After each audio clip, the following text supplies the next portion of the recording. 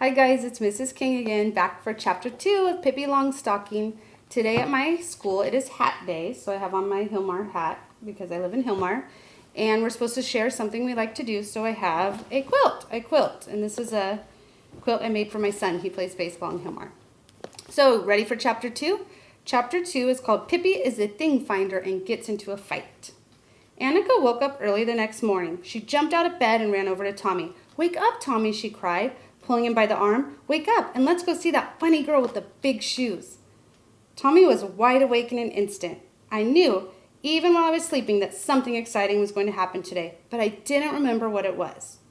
He said as he yanked off his pajama jacket. Off they went to the bathroom, washed themselves and brushed their teeth much faster than usual, had their clothes on in a twinkling, and a whole hour before their mother expected them came sliding down the banister and landed at the breakfast table. Down they sat and announced that they wanted their hot chocolate right at that very moment. "What's going to happen today that you're in such a hurry?" asked their mother. "We're going to see the new girl next door," said Tommy. "We may stay all day," said Annika. That morning, Pippi was busy making pepper parkour. I don't know how you say it, so I'll just do my best. A kind of Swedish cookie.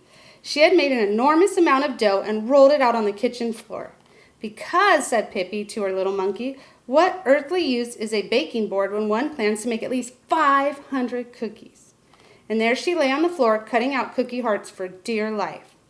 "Stop climbing around in the dough, Mr. Nielsen," she said crossly, just as the doorbell rang. Pippi ran and opened the door. She was white as a miller from top to toe, and when she shook hands heartily with Tommy and Annika, a whole cloud of flour blew over them. "So nice you called," she said, and shook her apron so that there came another cloud of flour. Tommy and Annika got so much in their throats that they could not help coughing. "What are you doing?" asked Tommy. "Well, if I say I'm sweeping the chimney, you won't believe me. You're so clever," said Pippi. "Fact is, I'm baking. But I'll soon be done. You can sit on the wood box for a while." Pippi could work fast, she could. Tommy and Annika sat down and watched how she went through the dough and how she threw the cookies onto the cookie pans and swung the pans into the oven. They thought it was as good as a circus. "Done," said Pippi at last, and shut the oven door on the last pans with a bang. "What are we going to do now?" asked Tommy.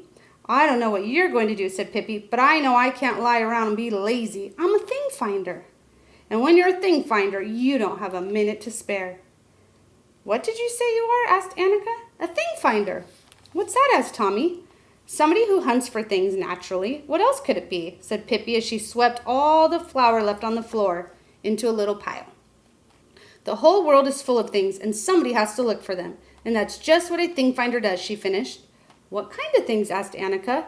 "Oh, all kinds," said Pippi. "Lumps of gold, ostrich feathers, dead rats, candy snap crackers, little screws, and things like that." Tommy and Annika thought it sounded as if it would be fun and wanted very much to be thing finders too, although Tommy did say he hoped he'd find a lump of gold and not a tiny little screw.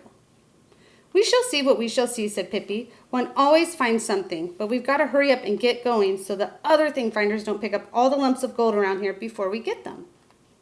All three thing finders now set out. They decided that it would be best to begin hunting around houses in the neighborhood because Pippi said that, although it could perfectly well happen that one might find a little screw deep in the woods, still the very best things were usually found where people were living.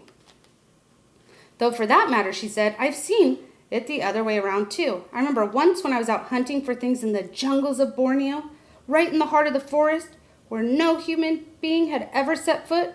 What do you suppose I found? Why, a very fine wooden leg!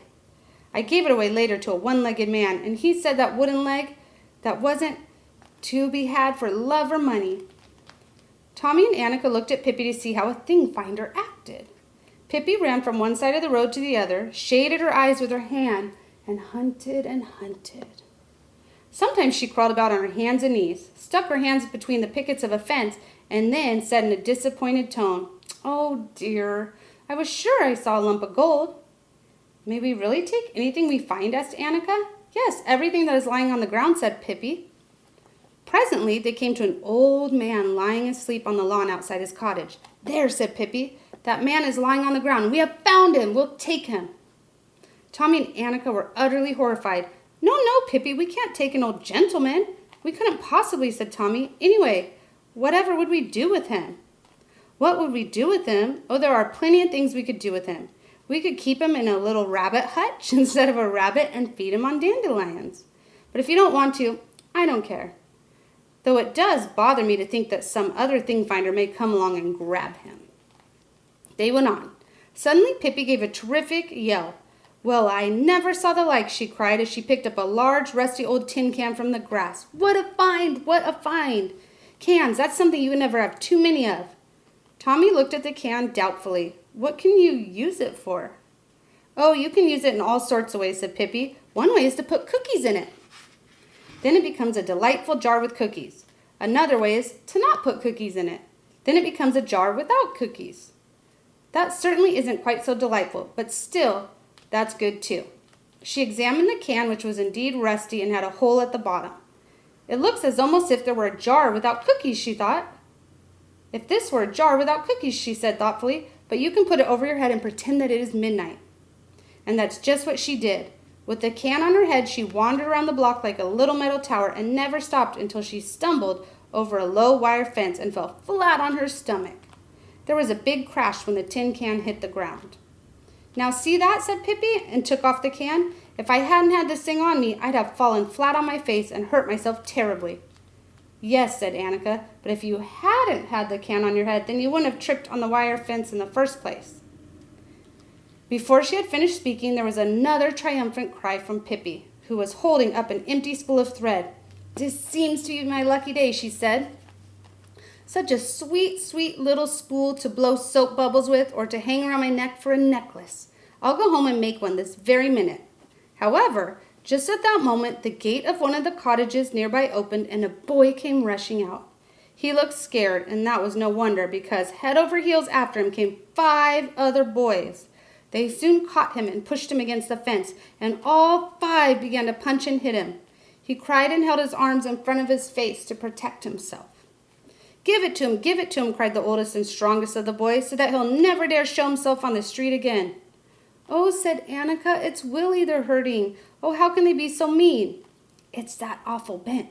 He's always in a fight, said Tommy, and 5 against 1, what cowards. Pippi went up to the boys and tapped Bent on the back with her forefinger. Hello there, she said. What's the idea?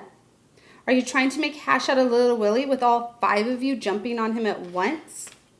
Bent turned around and saw a little girl he had never seen before, a wild-looking stranger who dared to touch him.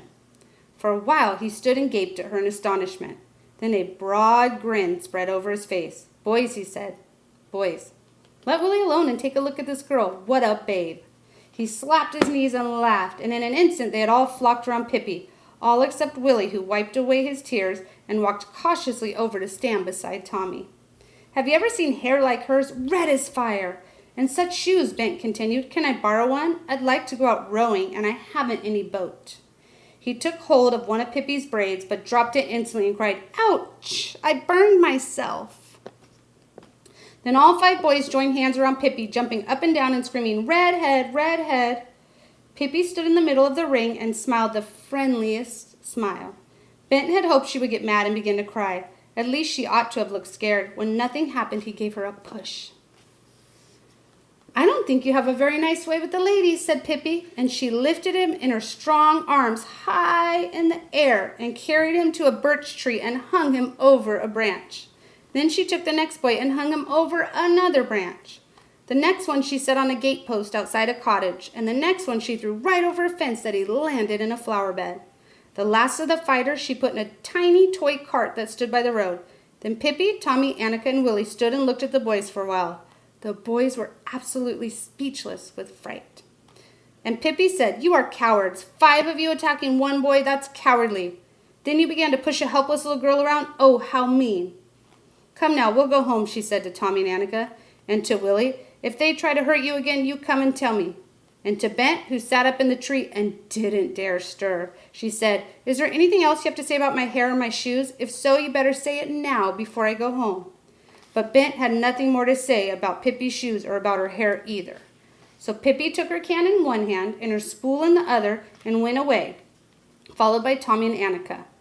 When they were back home in Pippi's garden, Pippi said, Dear me, how awful. Here I found 2 beautiful things and you didn't get anything. You must hunt a little more. Tommy, why don't you go look in that old hollow tree?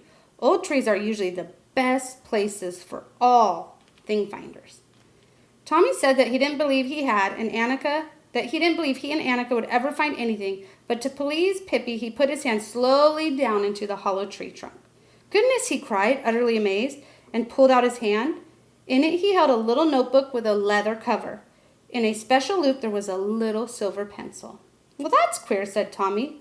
Now see that, said Pippi. There's nothing so nice as being a thing finder. It's a wonder there aren't more people that take it up. There'll be tailors and shoemakers and chimney sweeps and such like, but thing finders, no indeed.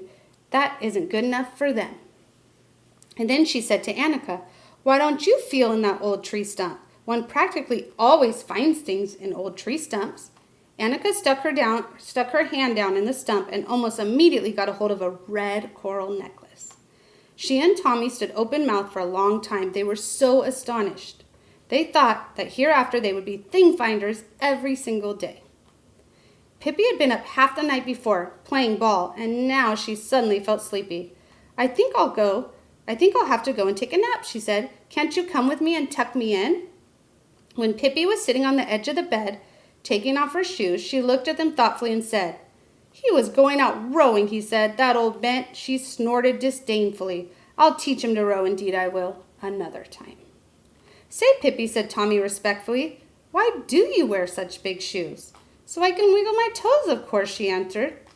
Then she crept into bed. She always slept with her feet on the pillow and her head way down under the quilt, like this. That's the way they sleep in Guatemala, she announced. And it's the only real way to sleep. See, like this. I can wiggle my toes when I'm sleeping. Can you go to sleep without a lullaby, she went on? I always have to sing one to myself for a while. Otherwise, I can't sleep a wink. Tommy and Annika heard a humming sound under the quilt. It was Pippi singing herself to sleep. Quietly and cautiously, they tiptoed out so that they would not disturb her. In the doorway, they turned to take one last look toward the bed. They could see nothing of Pippi except her feet resting on the pillow. There she lay, wiggling her toes. Tommy and Annika ran home. Annika held her coral necklace tightly in her hand. That certainly was strange, she said. Tommy, do you suppose that Pippi had put those things in place beforehand? You never can tell, said Tommy. You just never can tell about anything when it comes to Pippi. And that was chapter 2. Thank you, guys.